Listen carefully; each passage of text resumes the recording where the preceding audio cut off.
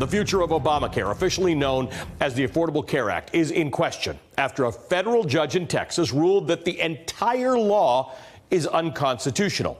The judge agreed with arguments made by 20 state attorney generals, saying it could not stand on its own after Congress repealed the key individual mandate last year. The Trump administration celebrated the ruling, but has said the law will remain in place. Obamacare will remain in place during the appeal. If the ruling was upheld, Obamacare's popular consumer protections would disappear, and that could have enormous consequences for tens of millions of Americans. I want to have a closer look at this with you. The Urban Institute estimates that nearly 17 million Americans could lose their health insurance, including those who gained coverage through the expansion of Medicaid, which was really a central and huge part of Obamacare. Protections for people with pre-existing conditions would also disappear. This means insurers could deny coverage for those patients or charge them more, potentially causing insurance premiums to skyrocket. Now, if the current law went away, insurers would no longer have to cover these so-called essential health benefits. Look at this long list. Things like emergency services, hospitalization, maternity and newborn care. So in other words, you can buy coverage that won't have these protections.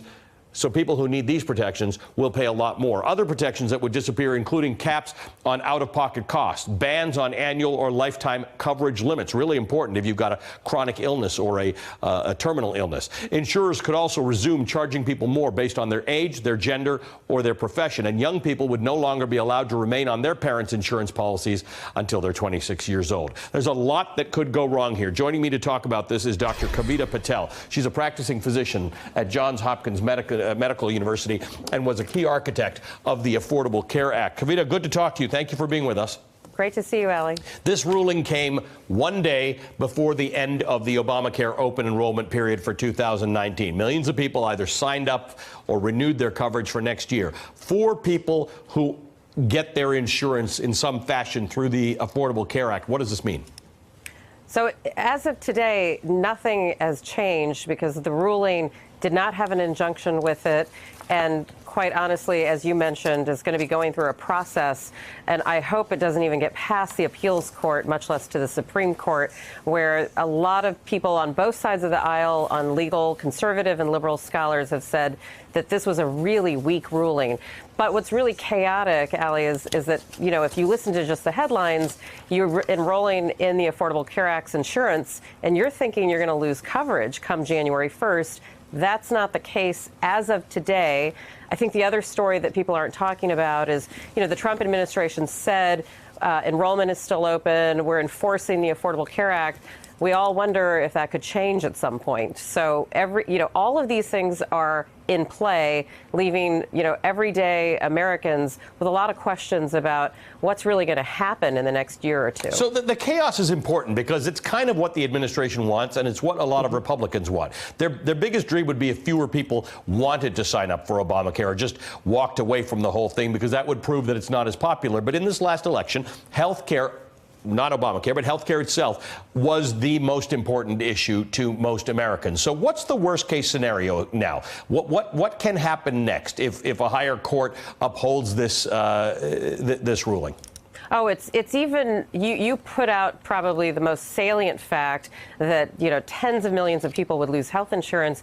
But let me just talk directly to people who are on Medicare who might comfortably think that nothing would change for them. That's not true. The Affordable Care Act really redesigned, in a positive way, the Medicare program and how we pay for care for elderly and people over the age of 65. So this would really rip out, to just put it simply, it would rip out the infrastructure, the essential highway of how we deliver health care. And that, I think, is going to be the chaos. And if you're a Republican and you tried to campaign on the fact that you want to protect people with pre-existing conditions, this really puts you, in a corner, because if this ruling were to be upheld, then that would take all those protections away. The judge, it's just useful to look at the specificity of this. The judge agreed with the argument that the attorney generals made, that the entire law doesn't work if you take out the individual mandate. You were instrumental in building this. What do you think of that reasoning? So what's interesting is that the entire law is not just dependent on the mandate. The mandate is incredibly important, but there was an incredible amount of the law that was built around exactly how we pay for these services as well. So if you have to think about it, Ali, it's really there needs to be some willingness to purchase the insurance. That's part of the mandate. There also has to be insurance that's affordable. That's the affordable part of the Affordable Care Act. And then we have to make sure the care you get is actually good quality, that it's not bad care, it's not low quality care. And that's the third part of that stool, really around the quality. People forget about that. I will say I am disappointed that the mandate has a zero penalty attached to it. And certainly we're going to see a lot of this debated now that we have the Democrats in the House. Hey, MSNBC fans, thanks for checking out our YouTube channel. Subscribe by clicking on that button down there and click on any of the videos here to watch the latest interviews and highlights. You can get more MSNBC for free every day with our newsletters. Just visit msnbc.com/newsletters to sign up now.